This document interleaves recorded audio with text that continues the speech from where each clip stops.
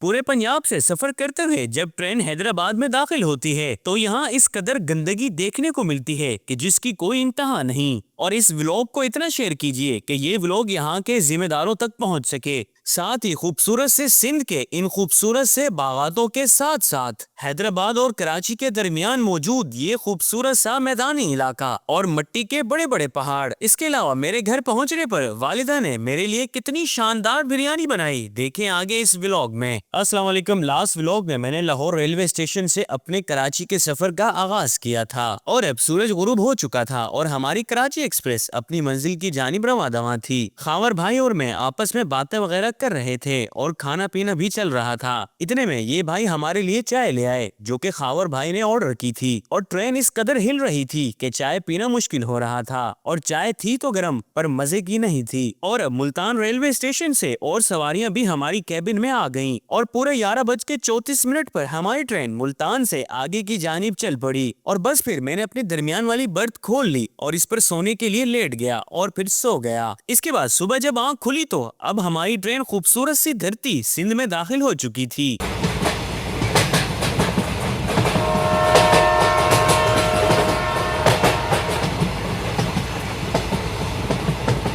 خاور بھائی اور دیگر مسافر بھی اٹھ چکے تھے، اور یہ دیکھیں سندھ کے خوبصورت سے آموں کے باغات۔ اس کے بعد میں نے تھوڑی سی دال موٹ کھانا شروع ہی کی تھی کہ حیدرآباد کی گندگی دکھائی دینے لگی، اور میں حیران ہوں کہ یہ لوگ اس گندگی میں کیسے رہتے ہیں، اور اس جگہ کے ذمہ دار لوگ بھی انہیں کچھ نہیں کہتے اور نہ ہی یہاں کی صفائی کرواتے ہیں۔ اب بھلا کوئی پنجاب سائڈ سے سندھ میں آئے تو آپ بھلا اسے کیا میسج دے رہے ہیں کہ یہاں انسان نہیں جانور رہتے ہیں؟ میرے خیال سے تو جانور بھی یہاں رہنا پسند نہیں کریں گے۔ خیر، اس کے بعد ہماری ٹرین حیدرآباد ریلوے اسٹیشن میں داخل ہو گئی، اور یہ لوگ ایسے بیٹھ کر نیچے پٹریوں کو نہ جانے کیوں دیکھتے ہیں۔ خیر، ٹرین کے حیدرآباد اسٹیشن پر رک جانے کے بعد میں اپنی کیبن سے باہر آیا اور پھر ٹرین سے نیچے اتر گیا، اور حیدرآباد کا یہ پلیٹ فارم کم اور گندا نالا زیادہ لگ رہا تھا، اور میری مسافروں سے بھی گزارش ہے کہ خدا را کچرے کو ایسے نہ پھینکا کریں۔ اور اب بھلا بتائیں اتنی گندگی دیکھنے کے بعد کس کا دل چاہے گا کہ یہاں سے کچھ خرید کر کھائے؟ خیر، اب ٹرین ڈرائیور نے ہارن دینا شروع کر دیا،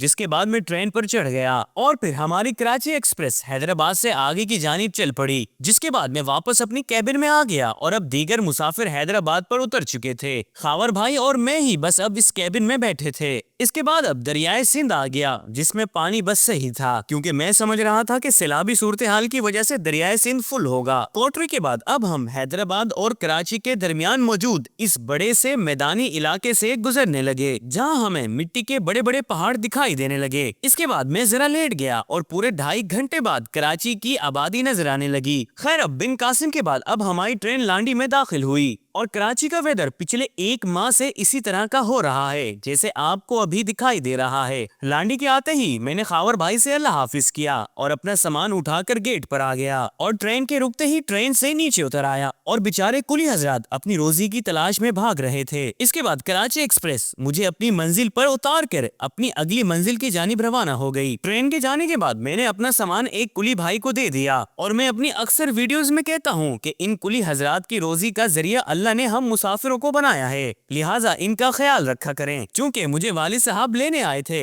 تو میں والد صاحب کے ساتھ بیٹھ کر گھر کی جانب روانہ ہو گیا، اور بس گھر پہنچ کر میں بائک سے نیچے اترا، اور گھر آ کر سب سے ملنے کے بعد میں جتنی دیر میں فریش ہوا اتنی دیر میں مزیدار سی بریانی بھی ریڈی ہو گئی جو کہ والدہ نے میرے لیے اسپیشلی آج بنائی تھی، اور یقین مانے اس بریانی میں سے خوشبو اوسم آ رہی تھی۔ اس کے بعد مجھے مزیدار سی بریانی نکال کر دے دی گئی جسے میں نے کھانا شروع کی۔ اوکے، ملتے ہیں کسی نیکسٹ ولاگ میں، بہت سارا خیال رکھیں، اللہ حافظ۔